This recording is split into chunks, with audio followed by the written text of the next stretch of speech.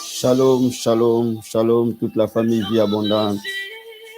Shalom, shalom, tous les héros du midi. Que le Seigneur vous bénisse abondamment, abondamment, abondamment. Soyez bénis, joyeux Noël dans vos maisons, joyeux Noël dans vos familles.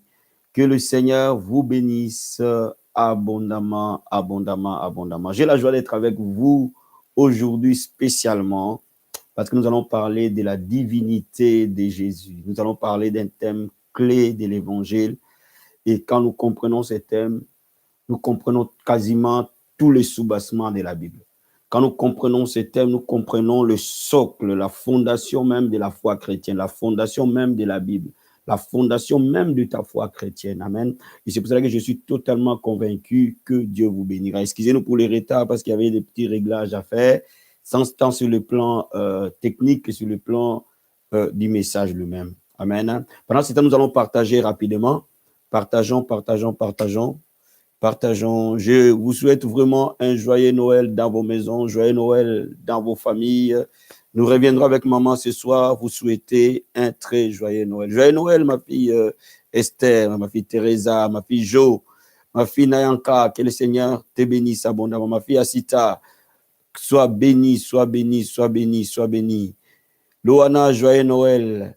Que le Seigneur te bénisse. Ma fille Agnès, que le Seigneur te bénisse abondamment. Ma fille Estève, que le Seigneur te bénisse, joyeux Noël.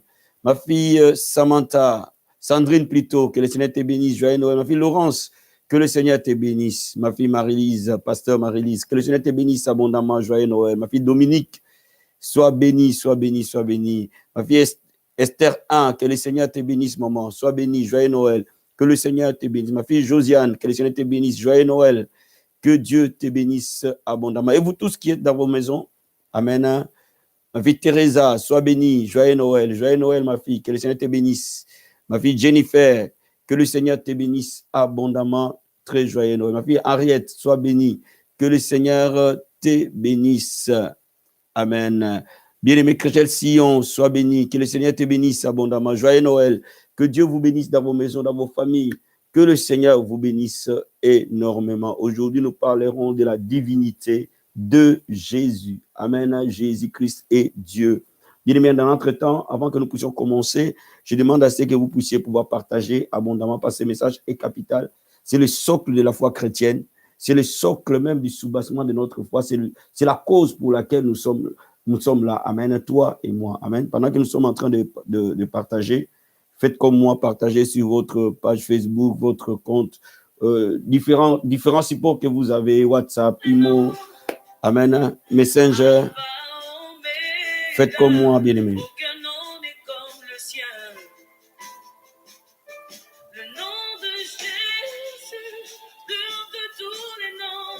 C'est le nom plus haut que tous les noms.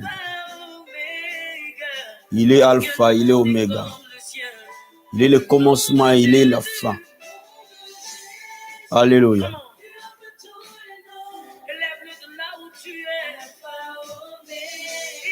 Il est alpha, il est oméga. Partage avec moi, bien-aimé. Partage. Jésus. Je veux que chacun dise qu'il est le plus haut que tous les noms. Celui est alpha, celui est oméga. Il est le commencement et la fin. Jésus. Alléluia. Gloire à Dieu.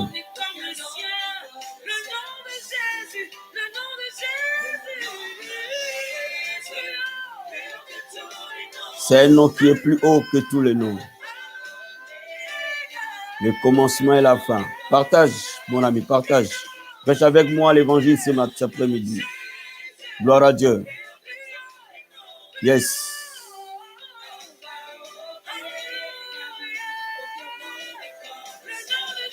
Gloire à Dieu.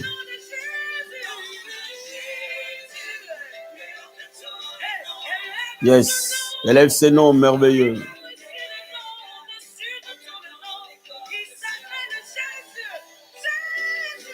Bien-aimé, partage. Pendant que nous sommes en train d'adorer le roi des rois. Yes. Gloire à Dieu. Gloire au Seigneur. Yes. C'est plus haut que la maladie et l'infirmité. C'est plus haut que le chômage, que la pauvreté. C'est plus haut que Satan, les démons, les puissants des ténèbres. En lui et la plénitude de toute la divinité. Quand ce nom est annoncé, le monde de l'esprit se met à genoux. Il est le maître de l'univers. Alpha et Oméga. Le commencement et la fin.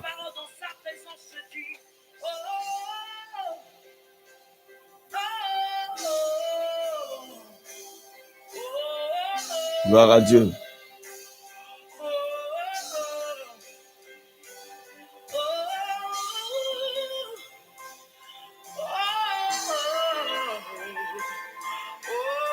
Merci, bien-aimé. Que Dieu vous bénisse. Nous allons incliner nos têtes pour nous approcher du trône du Seigneur. Inclinons nos têtes cet après-midi, disons-lui merci pour un jour spécial. Disons-lui merci pour un moment particulier où nos pensées vont vers le Maître, où nos cœurs se tournent vers le Roi des rois. Disons-lui merci. Disons-lui merci pour ces privilèges qu'il nous donne. Disons-lui merci pour sa parole qui sera enseignée cet après-midi. Disons-lui merci parce que nous voulons parler que de lui aujourd'hui. Élève la voix vers le Seigneur, ô Dieu de gloire, nous te disons merci. Seigneur, tu as quitté les ciels et tu es venu sur la terre pour nous sauver, nous racheter de la boue du péché, de l'esclavage de Satan et de ses démons. Merci Seigneur pour la rédemption. Nous sommes rachetés par toi, Jésus. Nous sommes venus te dire merci. Nous sommes venus te dire merci, mon Seigneur. Nous sommes venus te dire merci, mon roi. Nous sommes venus t'adorer et te célébrer, toi seul le véritable Dieu. Jésus, nous voulons te dire que tu es Dieu. En toi habite corporellement toute la plénitude de la divinité. Nous venons te dire que tu es Dieu. Tu es aussi Dieu que Dieu le Père. Tu es aussi Dieu que Dieu le Saint-Esprit. Tu es Dieu, Jésus. Tu es Dieu. Tu es venu nous sauver et nous racheter. Et nous reconnaissons ta divinité, Seigneur. Et nous reconnaissons que tu es plus qu'un nom. Nous reconnaissons que tu es plus qu'un personnage important de l'humanité. Nous reconnaissons que tu es plus qu'un prophète. Nous reconnaissons que tu es au-dessus de ce que l'homme peut penser que tu es. Nous reconnaissons que tu es au-dessus de ce que les prophètes ont dit que tu étais. Nous reconnaissons, nous sommes plus que ce que nos pasteurs disent que toi tu es. Nous reconnaissons que tu es au-dessus de ce que mon imagination peut penser que tu es. Père, tu es souverainement élevé, Jésus. Tu es le grand personnage de l'humanité entière. Tu es le chemin qui nous amène au Père. C'est toi seul qui nous a donné la vie éternelle. Voilà pourquoi nous venons t'adorer et te vénérer. Voilà pourquoi nous nous inclinons et nous levons nos mains pour te dire tu es Dieu. Voilà pourquoi nous levons nos mains pour te dire que tu es Seigneur. Voilà pourquoi nous levons nos mains pour te dire que tu es Sauveur. Voilà, nous levons nos mains pour te dire combien tu nous as aimés. Jésus, reçois la gloire qui te dit aujourd'hui. Reçois notre reconnaissance. Reçois notre adoration. Reçois, Seigneur, ô Père. Nos vies dépendent de toi. Si nous sommes créés, c'est pour t'adorer, Jésus. Si nous sommes créés, c'est pour annoncer à l'humanité que Jésus est Dieu. Si nous sommes créés, si nous sommes dans ce temps, c'est pour annoncer au monde entier que Jésus est Seigneur.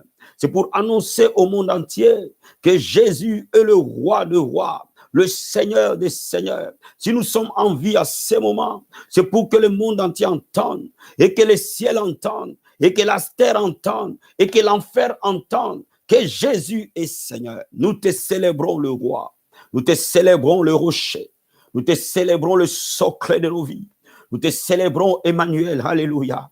Élève la voix vers le Seigneur, parle à ton Dieu, parle à ton roi, parle à ton maître, parle à ton rédempteur, alléluia. Oh, nous t'abénissons, nous t'adorons, le Seigneur. Tu es notre général, tu es notre commandant. Tu es le commandant de ton armée, Jésus. Maintenant, ton armée comprend notre rôle, Seigneur. Nous comprenons pourquoi nous sommes là, Jésus. Nous comprenons pourquoi nous sommes à ce moment. Nous comprenons quel est ton projet pour nous, quel est ton plan dans notre calendrier, dans ton calendrier, Seigneur. Nous te bénissons, nous te rendons gloire. Tu es notre meilleur ami, tu es notre confident. Tu es notre papa, tu es notre ami de tous les jours. Tu nous as dit, je ne vous laisserai point, je ne vous abandonnerai point. Tu as dit, voici, je suis avec vous jusqu'à la fin des temps. Oh Seigneur, tu es avec nous jusqu'à la fin des temps. Oh, tu as dit, avant qu'Abraham ne fût, toi tu es. Oh Jésus, alléluia. Toi tu dis qu'avant qu'Abraham ne fût, moi je suis. C'est toi qui peux dire que je suis. Parce que tu es celui qui suit. Alléluia. Nous te bénissons et nous t'adorons, nous te vénérons. Nous te célébrons, Seigneur mon Dieu, mon roi. Oh Jésus, ils t'ont crucifié parce que tu as dit que tu es, je suis. Tu as dit que tu es, je suis. C'est pour cela qu'ils t'ont crucifié, Père. Mais tu leur disais tout simplement que je suis Elohim que vous avez adoré. Tu leur disais, je suis Jéhovah que Moïse avait connu. Parce qu'il a dit à Moïse, je m'appelle, je suis. Va leur dire que je m'appelle, je suis. Et toi, tu as dit que tu es le je suis que Moïse savait que tu étais. Nous te bénissons, nous t'adorons, Seigneur. Nous te célébrons cet après-midi. Nous te vénérons, Seigneur. Nous t'élèvons au-dessus de tout. Nous te bénissons au-dessus de tout. Tu as guéri les malades, mais tu es au-dessus d'un guérisseur. Tu as délivré les captifs, mais tu es au-dessus de tout celui qui peut libérer les captifs. Tu as prêché, mais tu es au-dessus des prédicateurs. Tu es au-dessus des sacrificateurs. Tu es au-dessus des prophètes. Tu es au-dessus des messagers. C'est toi la parole vivante qui s'est fait chair. Cette parole s'est fait chair, qui au commencement était avec Dieu et qui était Dieu. Reçois la gloire qui t'est due, Père. Reçois la louange et l'honneur. Nous te vénérons et nous t'adorons. Au nom de Jésus-Christ. Amen. Amen. Amen. Aujourd'hui, nous allons parler ensemble de la divinité de Jésus. La divinité de Jésus. Aujourd'hui, le monde entier fête Noël. Comme je n'arrête pas de vous dire que Jésus n'est pas né le 25 décembre, c'est vrai, ça c'est totalement vrai.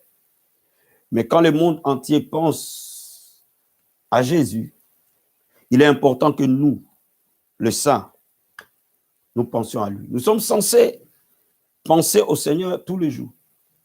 Nous sommes censés les connaître. La Bible dit, voici la vie éternelle, c'est qu'ils apprennent à te connaître, toi le véritable Dieu, celui que tu as envoyé, Jésus-Christ. Nous sommes censés connaître Jésus au quotidien. Mais aujourd'hui spécialement, nos pensées doivent être vers lui. Qui est Jésus-Christ? Je vais te parler de 3 points aujourd'hui essentiels. C'est un message à la fois très théologique, mais par la grâce de Dieu, nous allons rester très pratiques. Donc nous aborderons 3 points. Jésus, une personne spéciale. Premièrement. Deuxièmement, Jésus, une personne divine. Troisièmement, Jésus, notre Rédempteur.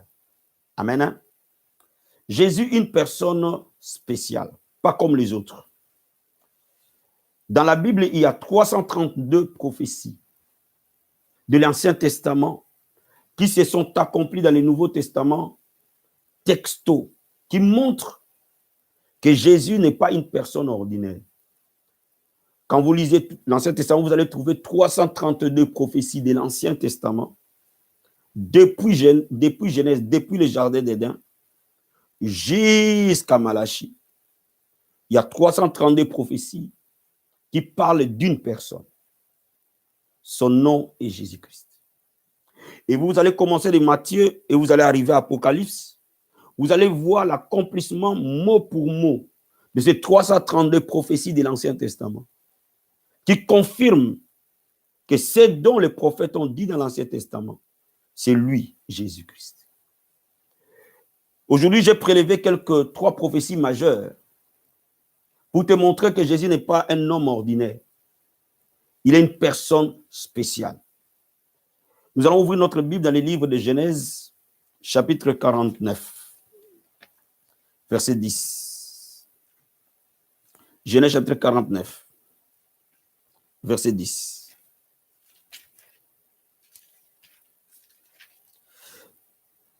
Jacob prophétise et dit, le spectre ne s'éloignera point de Juda, ni le bâton souverain d'entre ses pieds, jusqu'à ce que vienne Shilo et que les peuples lui obéissent. Ici, quand Jacob est en train de bénir les 12 de ses fils, et quand il arrive à son fils Juda, il prophétise sur Juda, le fils de Jacob. Et il dit que le bâton le spectre, le bâton, ou la souveraineté, ou le pouvoir, ne s'éloignera pas de Juda, jusqu'à ce qu'il viendra Shiloh. Donc, il parlait de l'arrivée de Jésus, de Shiloh. Donc, il dit que de la lignée de Juda sera né Shiloh. C'est pour cela qu'on appelle Jésus le lion de la tribu de Juda. Ce n'est pas un hasard qu'on appelle Jésus le lion de la tribu de Juda, parce que Jacob avait prophétisé sur Juda que de sa lignée viendra Shiloh. Donc, regarde dans Luc chapitre 3, verset 23. Luc chapitre 3,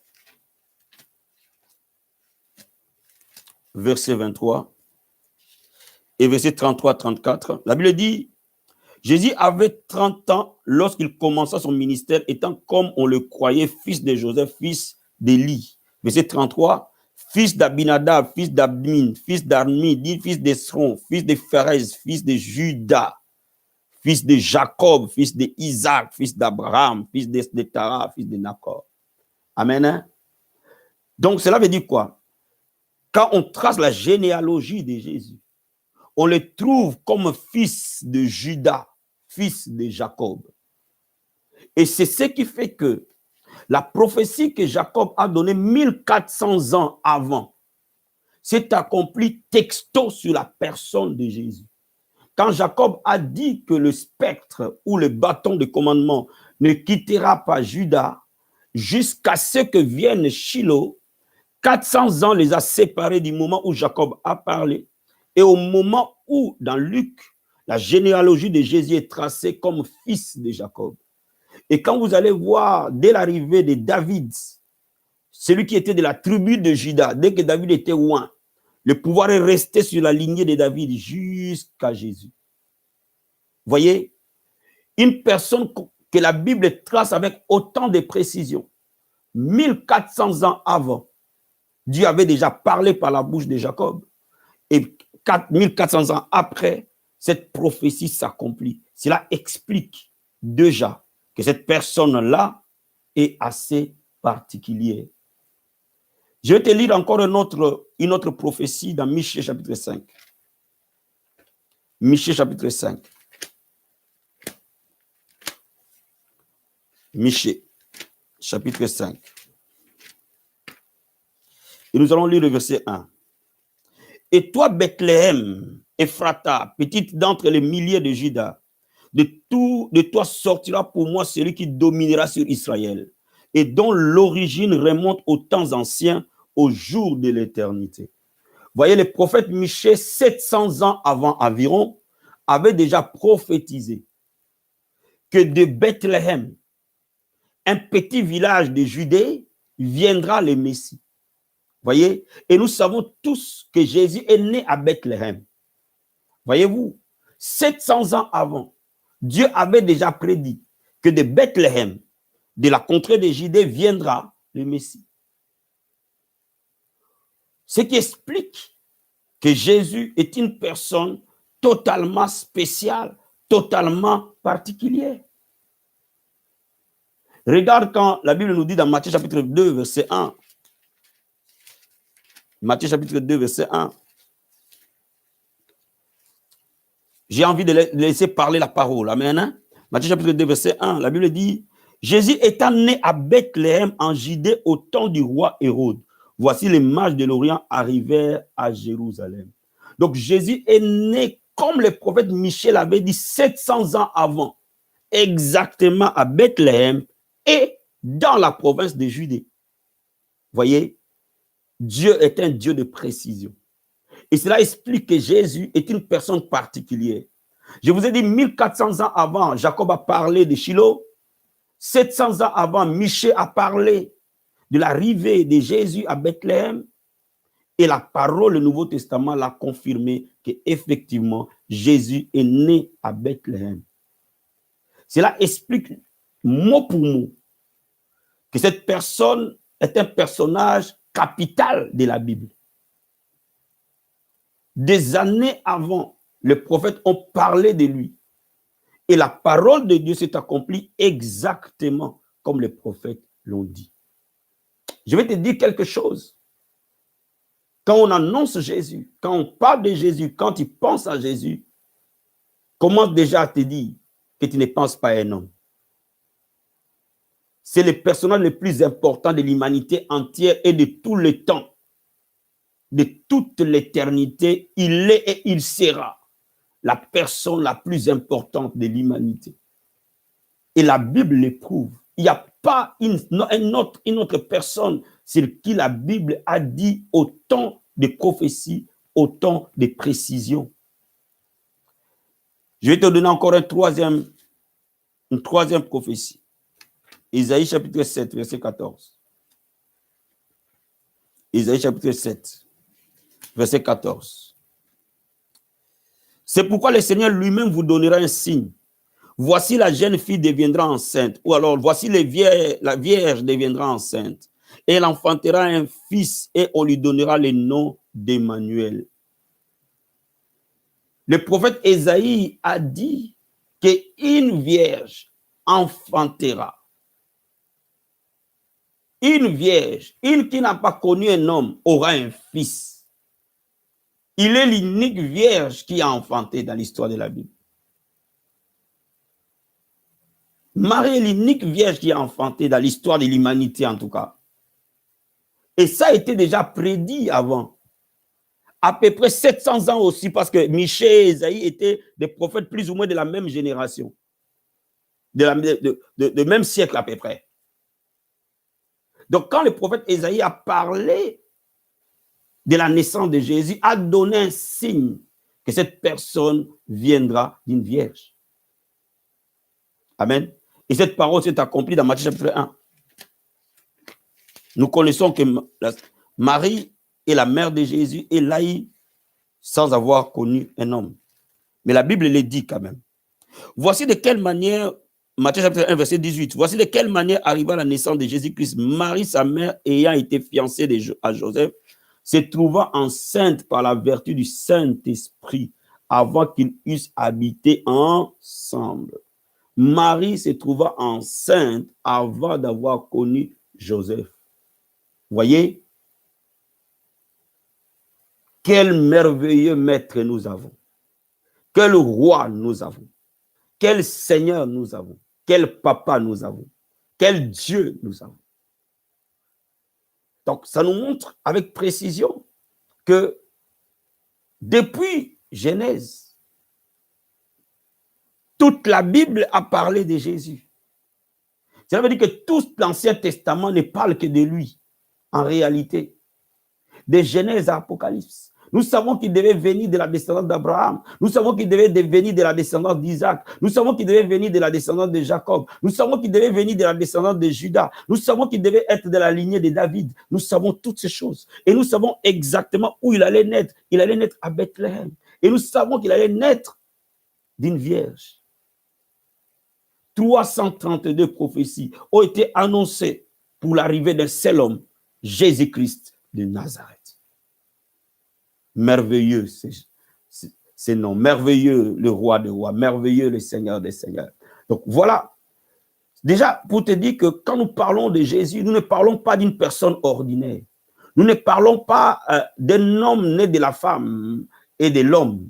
Mais nous parlons de la descendance divine, nous parlons de la divinité, nous parlons d'une personne spéciale, une personne extraordinaire. Nous parlons du centre de l'univers, nous parlons du maître de la terre et du ciel, nous parlons de la divinité même, nous parlons du personnage le plus important de l'humanité. C'est pour cela qu'il n'est pas étonnant que sur la terre, que les gens conventionnellement se disent, bon, on va donner 25 décembre pour qu'on dise qu'il est né ce jour-là. En tout cas, que vous soyez de telle ou de telle ou de telle autre religion, même que vous soyez athée, en tout cas aujourd'hui, là, vous avez donné un cadeau à votre enfant, à votre femme, à votre frère. Donc, vous avez reconnu l'existence et la personne de Jésus. Le monde entier aujourd'hui où nous sommes, d'une manière ou d'une autre, sous des formes différentes, parle de Jésus. C'est pour te dire qu'il est le maître du ciel et de la terre. Mais parlons maintenant précisément de sa divinité. Est-ce que je me fais comprendre? Regardons le livre de Jean chapitre 8. Jean chapitre 8, verset 57 à 59. Jean chapitre 8. J'aime beaucoup ce passage. La Bible dit ceci. Le Juif lui dit, tu n'as pas encore 50 ans et tu as vu Abraham. Jésus leur dit, en vérité, je vous dis, avant qu'Abraham fût, je suis. Là-dessus, ils prirent des pierres pour les jeter contre lui, mais Jésus se cacha et sortit au temple. Et sortit du temple plutôt. Dans cette discussion, ils lui disent, mais toi, tu n'as que 30 ans. Comment peux-tu prétendre que tu as vu Abraham? Jésus répondit d'une manière spéciale. Il a dit, avant que votre Abraham ne fût, Jésus n'a pas dit j'étais. Si vous voulez dire qu'il était plus âgé qu'Abraham, il n'allait pas dire je suis, parce que je suis en hébreu a un sens particulier. Donc il n'allait pas leur dire que je suis, il allait leur dire que j'étais ou j'existais. Il a dit avant que Abraham ne fût, moi je suis. Ce qui explique que les pharisiens ont compris ce qu'il voulait dire. Ils ont pris des pierres pour les lapider. Cela veut dire qu'au fait, à leur regard, les pharisiens ont dit que Jésus blasphémait. Donc, c'est au-delà du fait que Jésus leur dit que moi j'existais avant Abraham. Non, c'est au-delà de ça. Quand Jésus leur dit avant que votre Abraham ne fût, moi je suis, il leur parlait d'un je suis. Quelqu'un qui s'appelait je suis.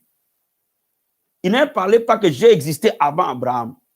Il leur disait je suis par rapport à ce qu'ils connaissaient de je suis. Regardez ce qu'ils connaissaient de Jésus. Exode chapitre 3. Exode chapitre 3. Exode 3. Verset 13 à 14. Exode chapitre 3. Verset 13 à 14. La Bible dit ceci. Moïse dit à Dieu, j'irai donc vers les enfants d'Israël, je leur dirai, le Dieu de vos pères m'envoie vers vous. Mais s'ils me demandent quel est son nom, quel leur répondrai-je? Dieu dit à Moïse, je suis celui qui suis. Et il ajouta, ainsi tu répondras aux enfants d'Israël, celui qui s'appelle je suis m'a envoyé vers vous. Bien aimé, quand Dieu envoie Moïse, Moïse lui pose la question, quel est ton nom? Pourquoi? Parce que n'oubliez pas qu'Israël était au milieu d'un peuple polythéiste qui avait plusieurs dieux, qui servait plusieurs dieux. En Égypte, il y avait plusieurs dieux. Il y avait le dieu de ceci, le dieu de cela, le dieu de ceci, le dieu de cela. Donc, c'était un peuple qui servait plusieurs dieux. Donc, chaque dieu avait son nom. Alors, Israël était au milieu de ces dieux-là, de ces peuples-là qui avaient plusieurs dieux. C'est pour ça que Moïse pose la question à Dieu. Maintenant, quel est ton nom qui te distingue des autres dieux? Parce que Pharaon même lui-même était Dieu. Alors Dieu dit à Moïse, tu diras au peuple d'Israël, je suis m'a envoyé. Il s'est présenté comme je suis. Le nom de Dieu qu'on a traduit comme Yahweh, comme Jéhovah, au fait, son nom d'origine est je suis. Traduit Jéhovah, Yahweh, ainsi de suite.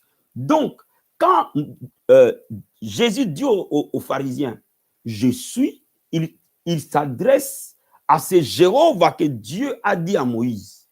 Donc, il leur disait, avant que votre Abraham ne fût, moi, Jéhovah, j'étais. Donc, il leur disait en soi que Jéhovah, c'est moi, en d'autres termes. Et c'est pour cela que les pharisiens ont pris des pierres pour les lapider. Parce que pourquoi? Dans Israël, quand on te lapide, cela veut dire que soit tu as blasphémé, soit tu as déshonoré ton père ou ta mère. Cela veut dire que soit tu as fait quelque chose d'abominable. Et le fait qu'ils disaient cela, le fait que les pharisiens ont voulu les lapider, c'est-à-dire qu'ils ont compris de quoi ils parlaient. Parce que Jésus était fort en métaphore. Alors, ils ont bien compris qu'il ne leur parlait pas de l'ancienneté ou de l'âge, mais il leur parlait de la divinité. Alors, ils n'ont pas compris comment un homme peut se prétendre être Dieu. Mais il leur disait en d'autres termes, je suis Dieu au fait. Come on. Est-ce que vous me saisissez?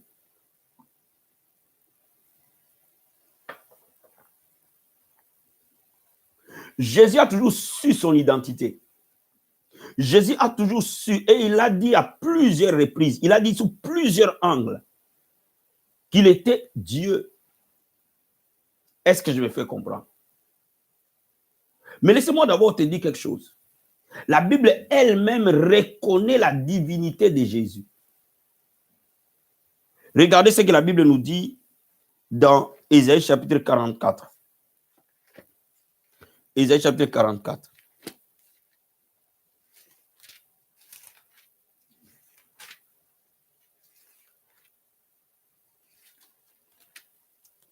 La Bible dit, ainsi parle l'Éternel, le roi d'Israël est son rédempteur, l'Éternel des armées. Je suis le premier, je suis le dernier. Hors de moi, il n'y a point de Dieu. Ici parle Jéhovah. Ici parle Yahweh. Il dit, moi l'Éternel, moi Jéhovah, moi le Dieu très haut. Je suis le premier, je suis le dernier. Je suis Alpha, je suis Oméga. Donc, je suis. Quand on parle de Jésus, on parle de l'éternité, on parle de Alpha, on parle de Oméga, on parle du premier, on parle du dernier. Ici, par la bouche d'Ésaïe, l'Éternel lui-même, Yahweh lui-même, il dit qu'il est Alpha et il est Oméga. Il est le premier et il est le dernier. C'est que les prophètes a parlé prophétiquement de Yahweh, le Nouveau Testament l'a accompli en Jésus-Christ. Donc la Bible nous définit Yahweh, la Bible nous définit comme je suis comme Alpha et comme Oméga. Mais la même Bible définit Jésus comme Alpha et comme Oméga. Regardez, Apocalypse chapitre 22. Je vais te lire 2 versets qui nous montrent que le Dieu de l'Ancien Testament, c'est lui-même Jésus-Christ. Apocalypse chapitre 22, verset 12. La Bible nous dit, voici je viens bientôt et ma rétribution est avec moi pour rendre à chacun selon ce qui est son œuvre. Je suis Alpha et je suis Oméga. Je suis le premier et je suis le dernier. Le commencement et la fin. Ici, Jésus se présente parce que la Bible dit, je viens bientôt. Qui vient bientôt? C'est Jésus qui reviendra. Il se présente à Jean, l'apôtre Jean, que je suis Alpha, je suis Oméga, je suis le premier, je suis le dernier. Les mêmes qui s'est présenté devant, qu'il est Alpha, qu'il est Oméga comme Yahweh. Je te donne encore un autre passage, Apocalypse chapitre 1. Pourquoi? Parce que tu dois avoir un soubassement réel quand tu utilises le nom de Jésus. Pourquoi chez beaucoup de chrétiens, quand nous utilisons le nom de Jésus, les démons ne partent pas? Parce que nous n'avons pas une foi claire et ferme sur ces noms. Amen. Regarde ce que Apocalypse 1, verset 17 à 18 dit. La Bible dit ceci. Quand je l'ai vu, j'ai tombé à ses pieds comme mort. Il posa sur moi sa main droite en disant, ne crains point, je suis le premier et le dernier. Les vivants, j'étais mort et voici, je suis vivant au siècle des siècles. Je tiens les clés de la mort et du séjour de mort. Qui tient les clés de la mort et du séjour de mort? C'est Jésus. Et il dit, je suis le premier et je suis le dernier. Donc, je suis Alpha, je suis Oméga. Donc, il explique, quand il a dit aux pharisiens, je suis, c'est moi. Voyez? Ça explique totalement l'éternité de Jésus, donc sa divinité. Seul Dieu est éternel. Les anges ne sont pas éternels. Les anges ont été créés, ils ont eu un début. Seul Dieu est éternel. Seul lui peut dire que je suis Alpha et je suis Oméga. Dans la Bible, il n'y a que à Dieu s'adresse cet attribut d'Alpha et Oméga, du premier et du dernier. Aucun homme, aucun prophète, aucun roi, aucun sacrificateur, aucun ange a été attribué l'attribut de Alpha et Oméga. Et Jésus dit, moi qui détiens les clés de la mort, du séjour de mort, je suis Alpha et Oméga. Cela veut dire que Jésus est Dieu sans débat, sans sans autre chose. Jésus s'est défini lui-même et la Bible il définit qu'il est Dieu. Quand tu utilises le nom de Jésus, tu engages Dieu au fait. Tu n'engages pas un ange. Tu n'engages pas un prophète. Tu n'engages pas un nom d'un homme. Tu engages Dieu. Et quel privilège. Il a dit, demandez à mon nom, je le ferai. Et c'est pour cela qu'il dit qu'à mon nom, ils chasseront les démons. Pourquoi? Parce que quand vous engagez le nom de Jésus, vous engagez la divinité. Et c'est ce que Paul avait bien compris comme révélation dans Colossiens chapitre 2, verset 9. Est-ce que vous êtes avec moi? Quand tu comprends ces choses, tu deviens automatiquement et extrêmement puissant. Colossiens chapitre 2, verset 9. La Bible dit ceci.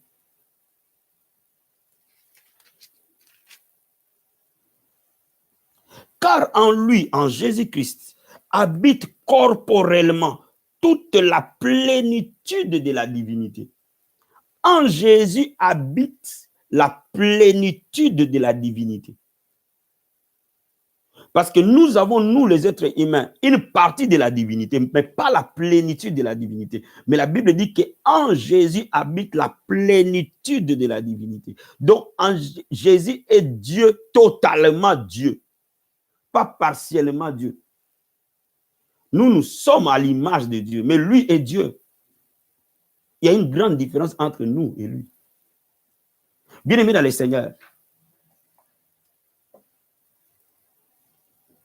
c'est pour ça qu'il peut dire, tout pouvoir m'a été donné au ciel, sur la terre, allez, allez. Et c'est pour ça qu'il peut dire qu'à mon nom, voici les miens qui accompagneront ceux qui auront cru à mon nom. C'est-à-dire quand il dit à mon nom, ils chasseront les démons. Cela veut dire qu'à mon nom, tout pouvoir des ténèbres s'agenouillera. Parce qu'il est le maître du ciel, de la terre et même de l'enfer. Il est le maître de toutes choses. Voilà pourquoi je vais te dire, bien-aimé,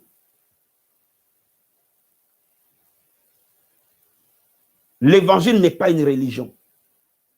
L'évangile est une relation entre l'homme et Dieu par Jésus-Christ, le pont. Le chemin qui nous amène au Père. L'évangile n'est pas une religion. L'évangile est une manifestation de la divinité par l'homme. C'est ça l'évangile. Quand nous parlons de l'évangile, nous parlons d'un personnage central qui est Jésus-Christ. Sans Jésus-Christ, il n'y a pas d'église. Sans Jésus-Christ, nous ne pouvons pas prier. Sans Jésus-Christ, l'évangile n'existe pas au fait. Voilà pourquoi il est important d'avoir une révélation claire sur la personne de Jésus. Jésus est 100% Dieu. Il est la deuxième personne de la Sainte Trinité, aussi égale que Dieu le Père, aussi égale que Dieu le Saint-Esprit. Jésus est totalement Dieu. N'oublie jamais cela. N'oublie jamais, alors jamais cela. Maintenant, je vais te parler de la rédemption. Pourquoi? Parce que la divinité de Jésus nous donne un avantage, nous. Sa divinité nous donne un avantage capital à nous qui sommes ses enfants. À nous qui avons été adoptés dans sa famille. Sa divinité nous donne un avantage incalculable. Regardons Apocalypse chapitre 5. Apocalypse chapitre 5. Versets 9 à 10. La Bible dit ceci. Il chantait un cantique nouveau en disant, tu es digne de prendre le livre et d'en ouvrir le sceau, car tu as été immolé et tu as racheté, Marabasata, pour Dieu par ton sang, des hommes de toute tribu, de toute langue, de tout peuple et de toute nation. Tu as premièrement racheté. Bien-aimé, le fait que Jésus est venu mourir à notre place, il nous a rachetés par son sang. Le terme rédemption veut dire racheter. Et racheter était quoi? Était un acte où un homme plus puissant qu'un seigneur. Parce que quand on était un seigneur à l'époque, on avait des esclaves. Et quand on avait des esclaves, on faisait de ces esclaves ce qu'on voulait. Parce qu'un esclave n'a pas de volonté. Cela veut dire que si le maître décidait que ce jour-là, il allait tuer son esclave, personne n'allait lui dire quoi que ce soit. S'il voulait que ce jour-là, il allait frapper son esclave, personne n'avait rien à lui dire. L'esclave était un bien. Et le maître en faisait ce qu'il voulait. C'est ça la notion de l'esclavage. Donc, l'esclave n'avait qu'une seule possibilité d'être racheté. Mais pour qu'il soit racheté, il fallait des conditions. Il fallait d'abord que le maître ait le droit de rachat. Ça, c'est un. Et ce droit de rachat était possible lorsque on n'était pas esclave avant. Mais à un moment donné, pour une raison ou une autre, un maître vous a acheté en tant qu'esclave. À ce moment-là, on pouvait vous racheter. Et l'homme, au départ, n'était pas esclave. Dans les jardins d'Éden, l'homme était libre. L'homme était à l'image de Dieu. Et quand l'homme a désobéi à Dieu, il est devenu esclave de Satan. Alors donc, il n'y avait qu'une seule possibilité, que quelqu'un qui avait le droit de rachat puisse venir pour payer la rançon afin que l'esclave soit libre. Donc, bien aimé, par son sang, Jésus avait le droit de rachat. Donc, il est venu par son sang payer notre dette. Et cela explique quoi? Cela explique, que nous n'appartenons plus au diable. Avant, nous étions la possession du diable. Nous étions le bien du diable. Quand tu n'as pas encore reçu Jésus-Christ, tu es bien du diable. Tu es sa possession. C'est ce qui explique que le diable peut faire tout ce qu'il veut avec toi. Il peut te tuer, il peut te mettre la maladie, il peut te frapper, il peut te bloquer, il peut faire tout ce qu'il veut parce que tu es son esclave au fait.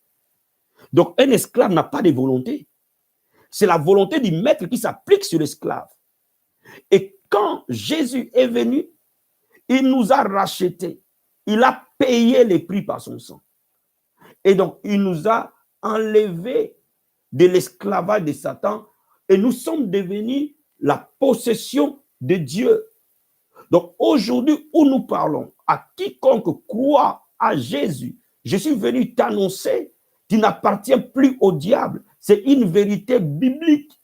Tu n'appartiens pas au diable, tu n'appartiens plus à lui, tu appartiens à Jésus. Tu es sa propriété à lui, tu es la propriété de Dieu. Ça, c'était la première des choses. La deuxième des choses, celui qui avait aussi la possibilité de libérer un esclave, c'était un seigneur plus fort. Quand il venait et il dominait sur l'ancien seigneur, il les dépouillait, il prenait tous ses esclaves à lui, devenaient ses esclaves au nouveau maître. Donc, il avait le droit de les rendre libres. Or, la Bible dit qu'il a mis en spectacle Satan et ses démons.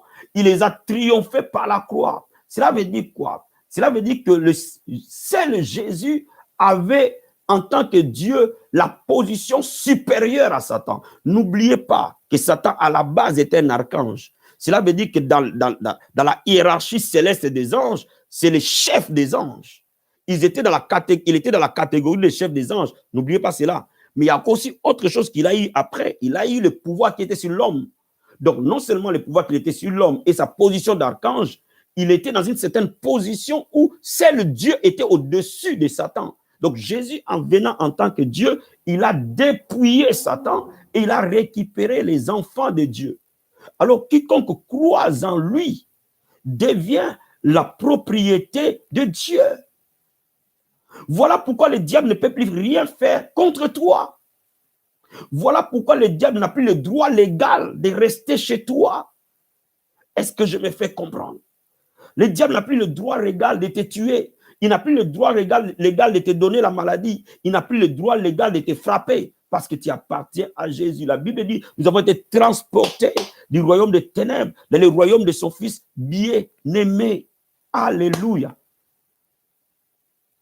Est-ce que je me fais comprendre? Est-ce que je me fais comprendre?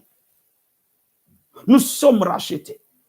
De la même manière que quand un maître rachetait un esclave, le fait qu'il rachetait l'esclave, quand l'esclave Quand un maître a pour esclave, il est maître de l'esclave lui-même, il est maître de tout ce que l'esclave a. Par le fait qu'il est le maître de l'esclave, il est le maître de la femme de l'esclave, il est le maître des enfants de l'esclave, il est le maître de tout ce que l'esclave a, bien ou quoi que ce soit. Cela revient à dire, de la même manière, avant que nous connaissions Jésus, le diable était notre maître. Mais il était non seulement notre maître, mais il était automatiquement maître de notre femme, maître de nos enfants, maître de notre travail, maître de notre corps, maître de notre santé, maître de tous les domaines de nos vies. Et quand Dieu nous a rachetés, Jésus est devenu le maître de toi, mais par la même occasion, non seulement ton maître, le maître de ton mari, le maître de tes enfants, le maître de tes petits-enfants, le maître de ton travail, le maître de ta santé, le maître de ton corps, le maître de ton âme, le maître de ton esprit, le maître de tes finances, le maître de ton passé, le maître de ton présent, le maître de ton avenir, le maître de tes projets. Toutes ces choses qui sont à toi sont sous sa seigneurie. Ça, c'est le plus beau cadeau que Dieu peut te donner. Voilà pourquoi tu as le droit légal de regarder Satan en face, de dire, tu es un menteur, tu es un voleur, tu entres en infraction dans ma maison, un voleur entre par infraction. Donc quand Satan vient mettre ses pieds dans tes plates-bandes, il rentre par infraction. Donc tu as le droit de lui donner un coup de bâton et de le mettre dehors. Et c'est pour ça que la Bible dit qu'à mon nom, ils chasseront les démons. C'est ça la vérité biblique. Cela veut dire qu'il viole la loi. Quand il vient t'oppresser, il ne peut pas t'oppresser. Il est en violation de la loi et il le sait. Et le monde de l'esprit respecte la loi, respecte l'ordre, respecte ce qui est établi. Donc voilà pourquoi, quand Jésus-Christ dit, voici les miens qui accompagneront ceux qui auront cru, la première chose qu'il dit, à mon nom, ils chasseront les démons. Voyez, bien-aimés dans le Seigneur, n'aie plus jamais peur de sorciers parce qu'ils savent qu'ils violent la loi en venant chez toi. N'aie plus jamais peur de féticheurs, ils ne peuvent rien te faire. N'aie plus jamais peur des sorciers, de Satan et de ses démons parce qu'ils savent que toi, tu es racheté. As-tu reçu Jésus-Christ comme Seigneur et Sauveur? Mon ami, j'ai une bonne nouvelle à t'annoncer. Tu n'appartiens plus à ce royaume-là. Et c'est pour ça que la Bible dit, il a fait de nous un royaume de sacrificateurs pour notre Dieu et ils régneront sur la terre. Voilà pourquoi nous pouvons régner sur la terre par Jésus. Voilà pourquoi nous pouvons dominer sur la terre par Jésus. Et quand tu connais les noms de Jésus, quand tu as foi au nom de Jésus, bien aimé, il va arriver juste, tu penses à ces noms, la puissance de Dieu se déverse sur toi. Pourquoi? Parce que ces noms, c'est la divinité qui est engagée sur la terre. Est-ce que je me fais comprendre cet après-midi? Voilà pourquoi je vais te dire quelque chose cet après-midi. Quel privilège nous avons. Si tu es en train de m'écouter aujourd'hui, frère, c'est Noël. Si tu n'as pas encore reçu Jésus-Christ comme Seigneur et Sauveur, bien aimé, je t'en prie, reçois-le maintenant. Reçois-le aujourd'hui. Et tu vas devenir enfant de Dieu. La Bible dit à tous ceux qui ont cru en lui, il a donné le pouvoir de devenir enfant de Dieu. Et tu vas devenir son enfant. Et la Bible nous dit ceci, que nous sommes scellés par les arts de l'esprit. Et vous savez, un esclave, on lui mettait un signe de son maître sur son corps. C'est comme on met un signe sur un animal qui appartient à son maître. On lui mettait à l'époque un esclave un signe, un sceau, qui montrait que cet esclave appartient à tel maître, à tel maître, à tel maître. Ils avaient une distinction. De la même manière, le Saint-Esprit est un signe de distinction. Cela veut dire que le Saint-Esprit vient sur toi dans ton cœur pour te distinguer. Et tout le monde de l'Esprit reconnaîtra que tu appartiens à Jésus, que tu sois endormi, que tu sois éveillé, que tu sois conscient, que tu sois inconscient. Cela est en toi et sur toi. Et c'est avec ce sceau que tu seras enlevé. Le jour où Jésus viendra chercher son église, il viendra chercher tout ce qui lui appartient. Et tu seras enlevé, tu seras dans les ciels. Oh, quel privilège nous avons. Alléluia. Là où tu es bien-aimé, si tu sais que tu n'as pas encore reçu Jésus-Christ, lève ta main droite. Nous allons prier ensemble. Mais il peut arriver aussi que tu as reçu Jésus-Christ, mais tu sais que ta marche avec lui n'a pas été sincère ni honnête, parce que tu ne connais pas qui est ton maître. La Bible dit, venez à moi, vous tous qui êtes fatigués, chargés, je vous donnerai du repos. Prenez mon joug sur vous, parce que mon joug est léger, et vous aurez le repos de vos âmes. Cela veut dire quoi? Cela veut dire que même si tu es chrétien, même si tu as déjà reçu Jésus-Christ, mais si tu sais que ta marche n'a pas été en accord avec le maître, tu lèves ta main droite. Et nous allons ensemble renouveler notre alliance. Nous allons prêter allégeance au roi des rois. Nous allons nous incliner et dire, Seigneur, nous t'appartenons. Alléluia. Merci Seigneur. Merci Jésus. Fais cette prière avec moi.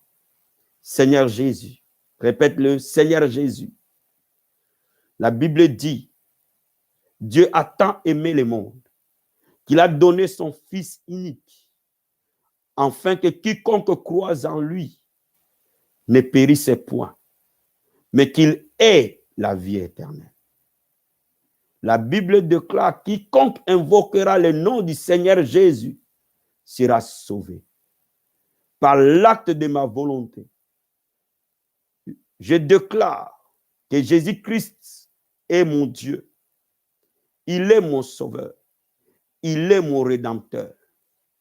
Tu as quitté le ciel et tu es venu sur la terre. Tu as versé ton sang il y a cela 2000 ans pour moi. Et ce jour-là, tu m'as donné la vie éternelle. Aujourd'hui, je crois en toi, Jésus. Je te donne ma vie. Rentre dans mon cœur. Demeure dans mon âme. Que de maintenant, que je t'appartienne. Je suis racheté. Et j'appartiens à Jésus. Je déclare devant Dieu, devant les anges, devant Satan et ses démons, moi, tu donnes ton nom, j'appartiens à Jésus-Christ de Nazareth. Je suis sauvé. J'ai la vie éternelle. Saint-Esprit de Dieu, aide-moi à plaire et à vivre pour mon maître, de maintenant jusqu'à la fin de mes jours. Amen. Est-ce qu'on peut acclamer le roi des rois, le Seigneur des seigneurs? Bien-aimé, tu es sauvé. Tu es né de Dieu. Un nouveau départ a commencé. Que Dieu te bénisse là où tu es. Que tu sois abondamment béni, béni, béni. Bien-aimé, si ce moment t'a béni, n'oublie pas de liker la vidéo, de la partager aussi, de l'envoyer auprès de tes amis, auprès des membres de ta famille et de nous laisser un petit commentaire. Merci. Sois béni. Si tu es connecté pour la première fois à la Vie Abondante Télévision, bien-aimé, abonne-toi et active la cloche. C'est ici que ça se passe. Que Dieu te bénisse. On se rencontre à 21h pour notre prière du soir. Les 65e jour. 64e jour, je pense, des marathons de prière. Que Dieu vous bénisse et on se dit à ce soir. Joyeux Noël à tous. Bye.